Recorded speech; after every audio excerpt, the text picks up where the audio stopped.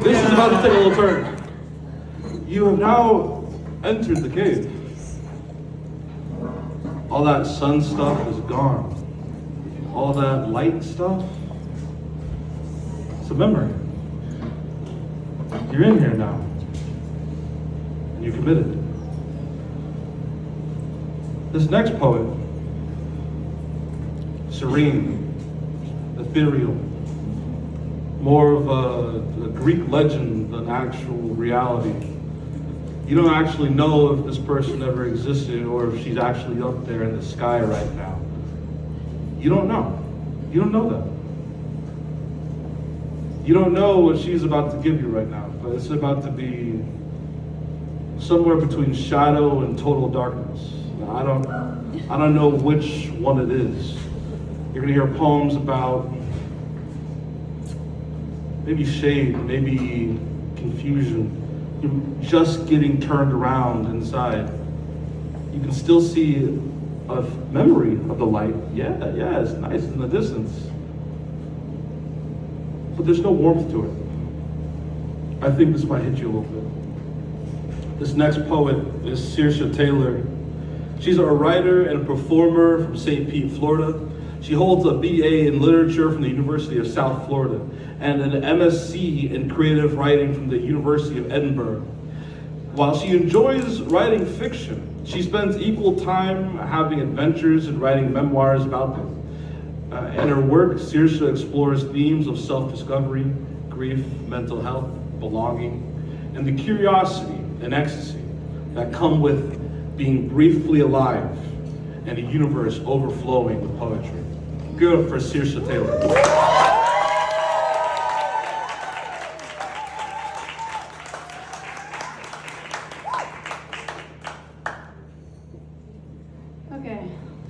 I wrote these poems with the intention of traveling through the literal and metaphorical tunnels that have impacted my life and my mental health. I wanted to explore their darkness and glimpses of light. I'll give you a content warning for suicidal ideation, and I want to start with this quote by Annika Norlin from her song Darkest Shade of Dark. The water below me seems tempting. Say what you want, I am not the kind who jumps. It might take me years, but I will see. This isn't the last, but the first page in the book of me. I have 4 poems. The first is called The Magic Tunnel and the Princess. Once upon a time, 9 acres of land in central Florida were excavated to build a maze of tunnels for a theme park. But to construct an underground labyrinth in a swamp, you need a bit of magic. 7 million cubic yards of earth were removed to form the Seven Seas Lagoon, and that mountain of dirt was moved to the Magic Kingdom, where it was shifted and sliced until it became the Utilidor, the tunnel. When you enter the park and walk down Main Street, there is an incline so gradual you have no idea you've ascended to the 3rd floor by the time you reach Cinderella Castle. And all of this is necessary because to create a fantasy, you have to hide what's underneath. The trash chutes and time clocks and golf carts and multiple Mickeys. Shove it all beneath the surface and it's easy to suspend disbelief. 46 years after the ground was broken open, I enter the tunnel myself, the kingdom's newest princess. In the tunnel, I learned where to find my dress, my shoes, my jewelry, how to choose the best bodice with the puffiest sleeves, where to do my makeup, and how to ask for more. But I'm not just a princess, I'm a rodent too. An interchangeable chipmunk, Chip or Dale depending on the day. Make sure to grab the correct head, find the good fur. You want a pelt new enough that it doesn't look like it's been run over by the train, but not so new that the fur hasn't been broken in. A new fur is a hot fur, and it's hot enough out there. I join the other animals in the warm-up room, stretch my muscles to prepare for the weight of the chipmunk, the heaviness of the head. I drag the black-bagged body through the tunnel, always getting a little bit lost, finding myself in frontierland, taking the elevator up, and now the sun hits my fur, and I animate this second skin, bringing Chip to life. The plastic rings of my inner layer making my belly big, irresistible to those who want to rub me and tell me how furry I am, and I am so furry. I bounce back and forth because of the huge blind spot right between my round plastic eyes. I look through these lenses, dark on the outside so no one can see in. I wish I could see the world with my real eyes, hear the laughter before it's filtered through a fiberglass head, touch my fur with my bare hands to feel what other people feel, but I stay encased, letting my gaze roam while pointing my chipmunk eyes straight at the camera. I explore unseen, play my part, and go back underground. On my schedule the next day, Cinderella. Grab my shoes, not glass slippers, just blue-painted character heels. There are days like this where I never see the sun. I enter the tunnel before sunrise and take the elevator to Fairy Tale Hall, a gilded tomb of a room where the fake windows simulate an eternal twilight. Here I stand beneath spotlights and await each guest as they emerge from the shadows. No more than 90 seconds per child, but some of them need more. Some of them need to tell me secrets, what makes them happy, what makes them scared. I smile and never stop smiling until I'm backstage and I open my mouth wide to reset my aching cheek muscles. I eat lunch in the Mousqueteria, check my phone, and feel my heart break. I envy Cinderella's happily ever after. My own Prince Charming has turned out to be the villain. I look up at the roof of the tunnel to keep the tears from leaving tracks in my makeup. I send one more sad text before getting back in my ball gown. And then it smiles again, and it's, did your fairy godmother make your dress? And it's, my prince is making plans for the next royal ball. And no one knows who I am when I go back underground. If they ever shut off the fluorescent lights of the utilidor, it would not be darker than the darkness in my head, and the darkness has become the truth, because down here, I'm myself. Up above, I'm pretending. There is no fairy tale ending for me. All this time spent in Fantasyland, and my biggest dream is just to have a life I don't want to escape from. In the cosmetology room, I remove my makeup and become ordinary again. Pop music pumping through the tunnel like blood, like Ed Sheeran's latest hit is the labyrinth's life force. Back in my own sensible shoes, I shuffle toward the exit, feeling the weight of the castle above my head, looking at the ground and not knowing that if I dug beneath the tunnel, I'd hit the water table within inches, not knowing how fragile this floating fantasy is. When I clock out and emerge like a rat from a maze, the sun has set. The fireworks are going off. In darkness beneath showering sparks, I take the bus back to my car. In darkness, I drive home. The two versions of me vying for space in my subconscious. The smiling princess and bouncing chipmunk are one version, but as I-4 flies beneath my wheels, I sink back into the other, a sullen subterranean creature retreating to my cave.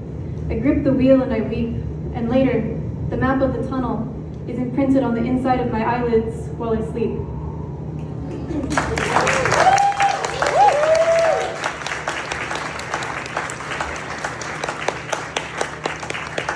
This is the green tunnel and the mole. Deep in the forest, there is a path more than 2,000 miles long. A path conceived in the 1920s and completed in the 1930s, the longest footpath in the world. As a child, I traced the map of this trail from start to finish, scrawled the names of its first and last mountains in my notebook. Springer-Katahdin, Springer-Katahdin, Springer-Katahdin. I wrote, "What are you going to do when you grow up?" everyone asked. "The Appalachian Trail," I said. And so that's what I do. I grow up and lace up my boots and strap on my pack and walk into the woods and stay there for 6 months. 185 days of forest and silence and granola bars and small creatures. I become a small creature, want nothing but peace and comfort and food and water, feel the spring turn to summer and the air get hotter, feel my body getting leaner, my muscles stronger. I am evolving, becoming the most essential version of myself. Everything unnecessary for the journey stripped away, my life laid bare. I speak the honest truth of myself to the mountains as I cry and sweat and stumble and fall up and down, climbing and descending every day from dawn till dusk for half a year. The sun charting the same path, rising and setting along with me. But I hardly see the sun, so sheltered among the trees am I. They call this trail the Green Tunnel, and now I know why. I spend hours toiling up a mountain flanked by trees the whole way, only to reach the top and find a wooded summit, dark wilderness refusing to yield. Glimpses of light breaking through branches, but no view to show me how far I've come. The only way to chart the miles is to feel my exhaustion, the fire in my calves.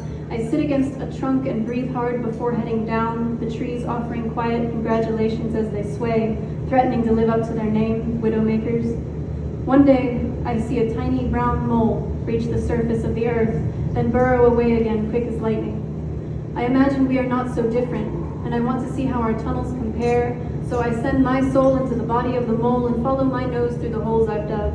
I turn the dirt with shovel hands, moving the earth. I do not need to see the soil to find my way, just feel it with my paws.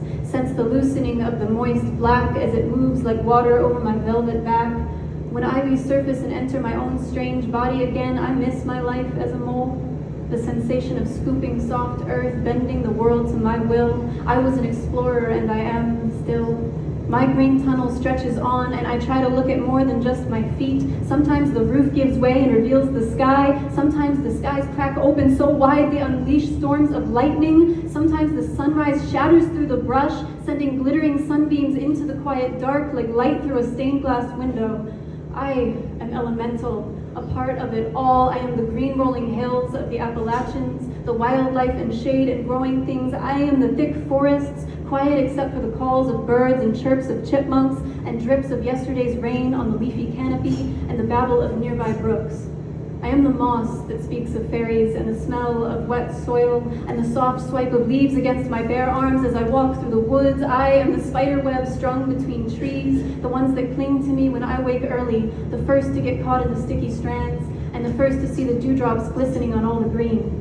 I am the rain, and I am soaking wet. I am the humidity, and I am choking on it. I am the grueling, merciless climbs, and I am the girl begging for mercy. When I finally finish, I don't know how I've done it. I should have died every day out there, 6 months, 185 tiny, agonizing scenes of my death. How good they would look laid out like a bunch of cards, this deck of all my deaths. How clearly I would then be able to see all the ways I survived. How strong I was. Why didn't I die? Was I trying to? There was the beginning when I set foot on the trail with hardly enough food for 2 days, much less the week it would take my aching body to reach the next road.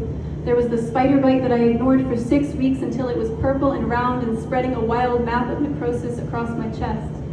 There was the self-hatred lighting a wildfire in my brain, telling me to jump from the top of every mountain. I died again and again and again every day until the old me was dead and gone and I came down from Katahdin ready to start over. Years later, the green tunnel still haunts me.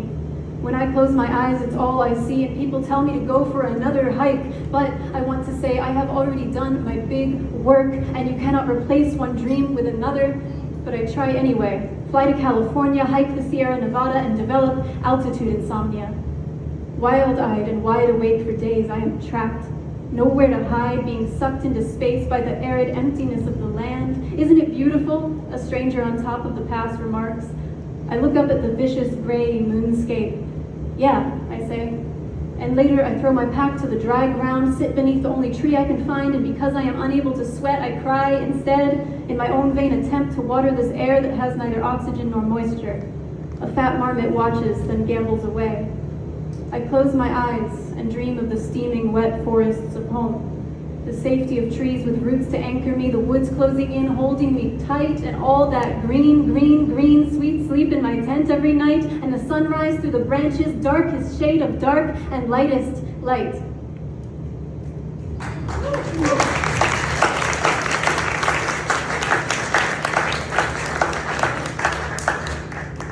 This is the water tunnel and the toll bridge.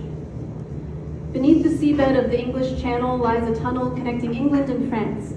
It opened for business a few weeks after I was born. My blood newly running through my veins 14 inches from heart to brain as cars and trains began to travel the 31 miles from shore to shore. When I grew up, I bought a train ticket from Paris to London, partly for adventure and partly because I'd lost my job in France and had to leave the country. I packed up my life and went to the station, not knowing what to expect from this underwater journey.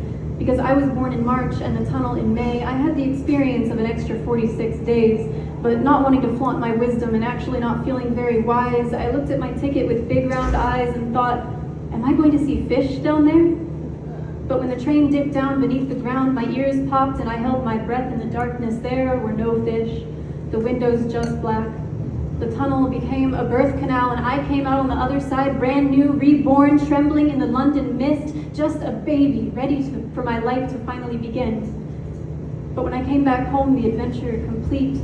My rebirth faded and I was old again and tired.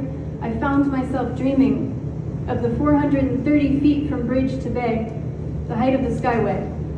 The famous bridge in my hometown, built back after its 1980 collapse.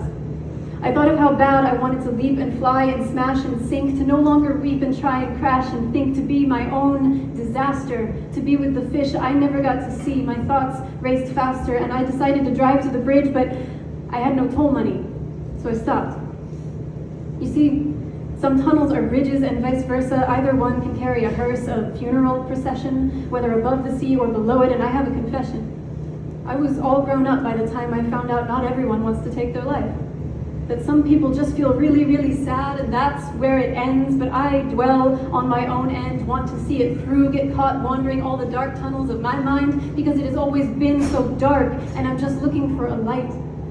There is a light, but there's a tunnel to crawl through. That's what Scott Hutchison said, and now Scott is dead. A bridge was his end, and for a long time I thought a bridge would also be mine.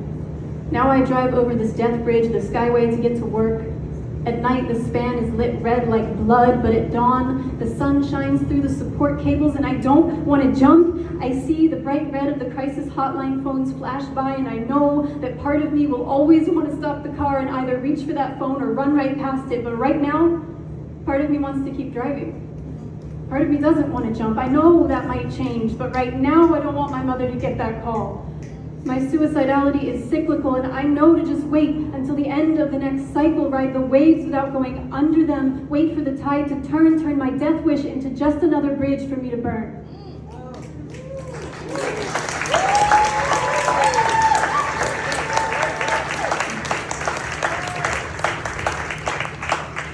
is the last one, the darkest tunnel and the way out. 100 million years ago, give or take, a deep sea creature made its debut. It preferred the blackest depths of the ocean. The female of the species trawls the rocky seafloor, tunneling through trenches long and lonely, her only companion a light dangling from a built-in fishing rod attached to her head. I have always felt an affinity for the anglerfish. She looks like me, dramatically downturned mouth, forever frowning, full of teeth, swimming in the darkest places alone and free. Maybe my periodic positivity, my built-in light, is just something meant to lure prey to me. Am I a monster? Or do I just look like one? Just feel like one? When I think of all the dark places I've inhabited, I wonder if I really belonged in them, or if it was just a comfort to not be able to see. All these tunnels, they're different parts of me, like a map of my own arteries connecting myself to me and me to history. And sure, I love a literal labyrinth, but metaphorical mazes are different. The shade and light inside them aren't real and can't be trusted. And I have created so many of these mazes, dragging myself down each twisting passage until I'm lost. These tunnels are traps of my own invention, and I'm the daughter of an architect. I'm pretty damn good at building something from nothing, but I'm afraid one day I'll tunnel too deep, that I will not have the strength to crawl my way out. Recently, I joined the world in watching an anglerfish swim to the surface and die. For a brief moment, this one small creature from the deep felt the burning sun on her skin, let the light get into her dark world. Whether she wanted to do this or felt she had no other choice, I don't know. But I wept for her, to see how little she was, floating in the vast blue, breaching the surface of a whole new world.